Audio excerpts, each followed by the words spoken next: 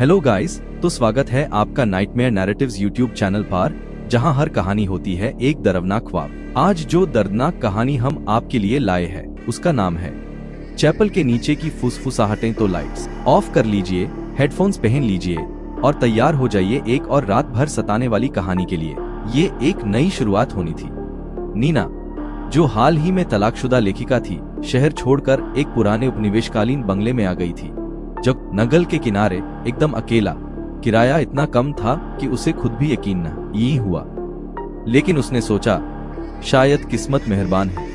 घर पुराना था, दीवारों में दरारें, लकड़ी की सीढ़ियां जो हर कदम पर चिल्लाती थीं। गांव वालों ने सिर्फ एक ही बात कही, रात के 3 बजे के बाद जागन मत, और अगर फर्श के नीचे से कोई आवाज आए तो सुनना भी मत। नीना ने इसे अंधविश्वास मानकर हंसी में उड़ा दिया। उसने तो इसे इंस्टाग्राम स्टोरी पर मजाक बनाकर पोस्ट भी कर दिया। लेकिन फिर सरसराहट शुरू हुई। पहली रात 2:58 AM नीना देर तक लेखन कर रही थी, जब उसे कुछ अजीब महसूस हुआ, जैसे हवा में कुछ भारीपन हो। फिर आई वो आवाज, थक थक थक, फर्श के नीचे से आती हुई। नीना ने अपने स्पीकर बंद किए।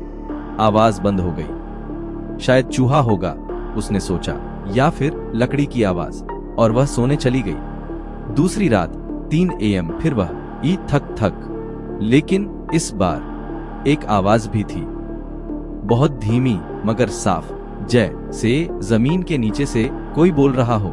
नीना, वह जम गई। उसका नाम नहीं, शायद वह भ्रम में थी। लेकिन फिर वही आवाज, और फिर थक थक थक। ये आवाज अब कमरे में एक कोने से दूसरे कोने की तरफ चल रही थी, फर्श के नीचे। नीना ने डर के मारे मेन स्विच बंद कर दिया। एक पल को सब कुछ शांत हो गया। फिर आई वह फुसफुसाती चेतावनी, बत्ती मत बुझाओ, अंधेरे में हम बेहतर देख सकते हैं। तीसरी रात 2:45 AM नीना ने पूरी रात नींद नहीं ली। उसने उस घर के बारे में खोजबीन शुरू कर दी।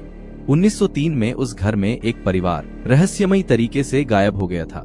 कोई खून नहीं, कोई दरवाजा टूटा नहीं, बस अचानक सब लापता। सिर्फ छोटी बेटी की डायरी मिली। उसमें एक पंक्ति थी, वे फर्श के नीचे से फुसफुसाते हैं। मम्मा कहती हैं जवाब मत दे ना, लेकिन वे कहते हैं कि वे हमें फिर भी ले जाएंगे। उन्हें हमारी त्वचा की आवाज पसंद है।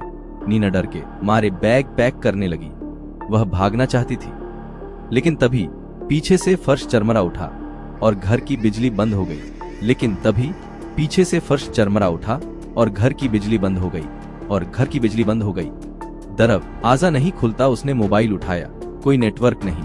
मुख्य दरवाजा जाम हो चुका था, खिड़कियां अंदर से कील से बंद। फिर आई वह आवाज, पहले से कहीं ज्यादा तेज, थक थक चर्र, जैसे कोई बाहर नहीं अंदर से बाहर निकलना चाहता हो। नीना पीछे हटने लगी, और तभी उसने देखा एक ढीली लकड़ी की पट्टी धीरे धीरे ऊपर उठ रही थी। वह चीज निकलती है। 3:10 AM वह चीज निकलती है। फर्श के नीचे से एक सफेद सूखा हुआ हाथ बाहर आया। उसके नाखून लंबे और चुभन वाले थे।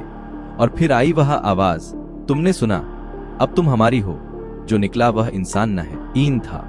उसका चेहरा एक गहरी दांतों से भरी खाई जैसा था, आंखें सिली हुई, और उसके पीछ एक कई और परछाइयां। वे सब घिसटते हुए बाहर आ रहे थे, बुदबुदाते हुए, हमसे मिलो, हमारा हिस्सा बनो, हमेशा के लिए। नीना चीखी। सुबह नीना की कार अब भी घर के बाहर थी। नीना की कार अब भी घर के बाहर थी। लैपटॉप चालू, सब कुछ वैसे ही जैसे वो कभी गई ही नहीं। कोई संघर्ष नहीं, कोई टूट फूट नहीं। बस एक चीज बदली थी, लिविंग रूम में अब एक नया ढीला फर्श था। और अगर आप रात 3 बजे पूरी शांति से खड़े रहें तो आप सुन सकते हैं, कोई धीमी आवाज में आपका नाम ले रहा है। Thanks for watching. If you're still alone, then subscribe our YouTube channel to get scary and creepy stories daily.